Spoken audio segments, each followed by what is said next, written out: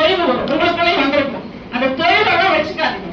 தன்னம்பிக்கையோட நிதானமாக உங்களோட வழியில செல்லுங்க. நிச்சயமாக ஒரு நாள், ஏற்கனவே சில பத்திரிகை பேர்கள்லாம் சொன்னாங்க, நான் அதெல்லாம் சொல்ல விரும்பல. அதையெல்லாம் தாண்டி இந்த ஜனநாயகத்தோடு தேவை பார்வை அப்படிங்கறத மக்களால பேச உறுதியா நம்புங்க. நான் ஏன் லீக்வாலியா சொல்ல வந்தேன்னா, அவருடைய தத்துவம் ஒன்று எனக்கு மிகவும் பிடித்தது. I will win definitely but not immediately.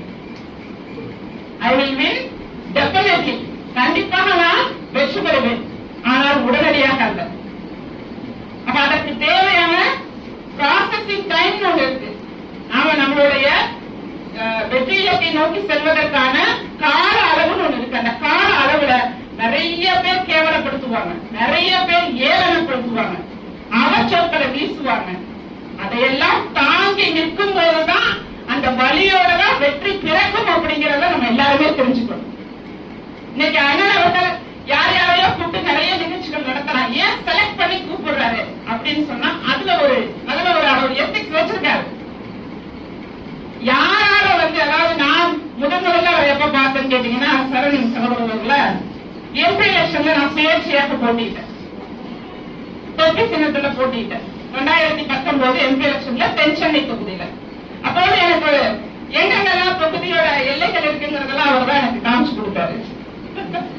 ஒரு ரூட் எல்லாம் போட்டு கொடுத்தாரு. இந்த பகுதிக்கு போகணும், இந்த பகுதியில் இவ்வளவு மக்கள் இருப்பாங்க, இதையெல்லாம்.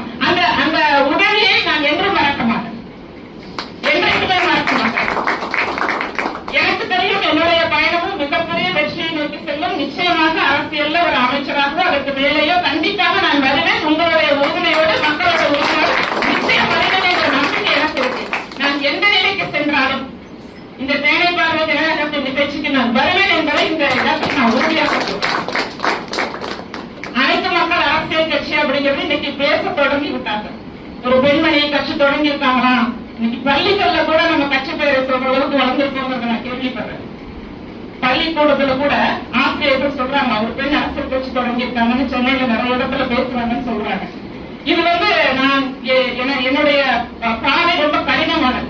நான் நினைச்சேன்னா ஏதோ ஒரு கட்சியில போய் எம்எல்ஏ சீட்டுக்கோ எம்பி சீட்டோ வாங்கணும்னு நினைச்சா வாங்க முடிஞ்சிருக்குமா இல்லையா?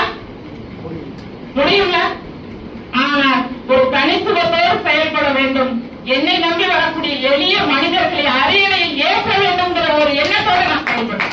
எனக்கு நான் தலைவராக இருப்பதை விட எளிய மக்களை தலைவராக்கி பார்க்க வேண்டும் என்ற எண்ணத்தோடு நான் செயல்பட்டு இருக்கேன். என்னுடைய கட்சியில் இருப்பவர்கள் பெரிய பணம் படைத்தவர்கள் கிடையாது.